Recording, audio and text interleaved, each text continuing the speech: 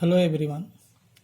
In this video, we are going to learn about operational amplifier in detail. It is not possible to cover the operational amplifier in detail in just one video. So I will upload one by one. You must have a patience and keep watching. Okay, let us start. Operational amplifier can amplify signals having frequency ranging from 0 Hz to 1 MHz. You can see its range. It is used to perform wide variety of linear function and some non-linear functions too. This device is named as operational amplifier. Okay, because it was originally designed to perform mathematical operation. Let us say it was originally designed to perform mathematical operations like addition, subtraction, differentiation, integration, and multiplication in an analog computer. At that time, there was no digital computer. And operational amplifier, they are the two terms. Amplifier means a device, an electronic device which amplify the signals. And operational, why? Because it performs these mathematical operations.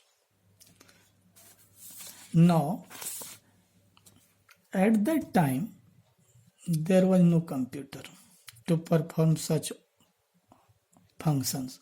That is why we used to operational amplifier to perform mathematical operations. This is a symbol. You can see it has three terminals, 1, 2, 3. Other than power supply, these two, and ground leads are not shown here. Terminals 1 and 2 are input terminals. These two terminals are input. You can see mark negative. Why negative? This negative mark indicates that it is inverting terminal. Inverting terminal means if an input signal is applied at the terminal 1, it will be inverted at output. So whatever signal you apply here, it will invert. You can see from figure. See here. Suppose I am giving sinusoidal signal.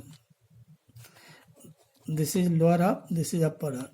When you apply this signal here, negative mark is here, here you will get inverted. Not only inverted but amplified, because its main function is to amplify. And you can see this portion here and this portion here. So out of at 180 degree phase. That is why I have written here, if an input signal is applied at terminal 1, it will be inverted at output. That is appear as 180 degree out of phase with respect to input. Terminal 2, plus sign. It is inverting terminal. It is non-inverting. It is inverting. Non-inverting terminal, because the signal which we give here, any signal which we give here, it will not be inverted at output. Okay, the equivalent circuit of operational amplifier is here. So many components inside, not shown. Its equivalent circuit is here. You can see V2 V1, and this is Ri, resistance. Okay, Ri, resistance. This is input resistance connected between two input terminal, and this is output load resistance here. Here Ro, output resistance, the output we get through resistance, and this is AdVd. So you have to understand this portion, AdVd. While discussing differential amplifier, at that time I told you that The purpose of differential amplifier is to amplify the difference of two input signals. See here, VO is the output voltage and V1 and V2 two input signal. So output voltage directly proportional to difference of input voltage. VO proportional to V1 minus V2. When you remove, you give a constant, we use AD, and in place of this we write VD. Okay, what is AD? AD is the gain, differential gain. Differential amplifier, difference between the differential gain. So AD VD, this is the output voltage. That is why I have taken here AD VD. Okay. Operational amplifier has the following characteristics. First, it has infinite input resistance. Infinite input resistance. Infinite means none of the input terminals draw current because its resistance is infinite.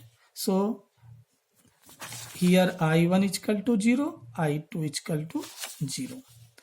Zero output admittance. Output is 0. Output is 0 means any amount of current can be drawn. Any amount of current can be drawn without disturbing input voltage. Infinite voltage gain. You should know that the operational amplifier has infinite voltage gain. Its gain is infinite. Infinite bandwidth. Okay. Infinite bandwidth. Infinite common mode rejection ratio, infinite slew rate, in perfectly balanced circuit, perfectly stable circuit. Now we shall discuss in detail in subsequent video lectures. First, we should know few terms. We should have knowledge, because without the concept of this thing, you will feel problem. First, input offset current. Input offset current. It is the difference between the two input currents. Suppose at the input current is I1, second input I2. So the difference is the I1 minus I2. It is the difference between two input current with output at 0 volt. Typically the input of this is the value of 741 op amp. Here one thing you should know, that operational amplifier designated by number. Second, input offset voltage.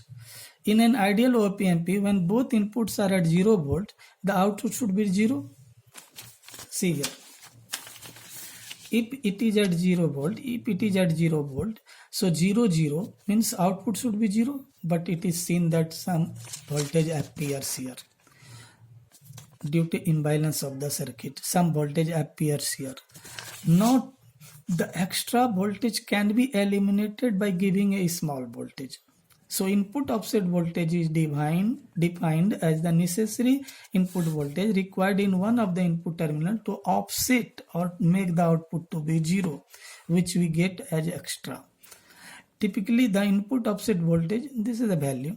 Common mode rejection ratio, already we had discussed in differential amplifier. So this one. Slew rate.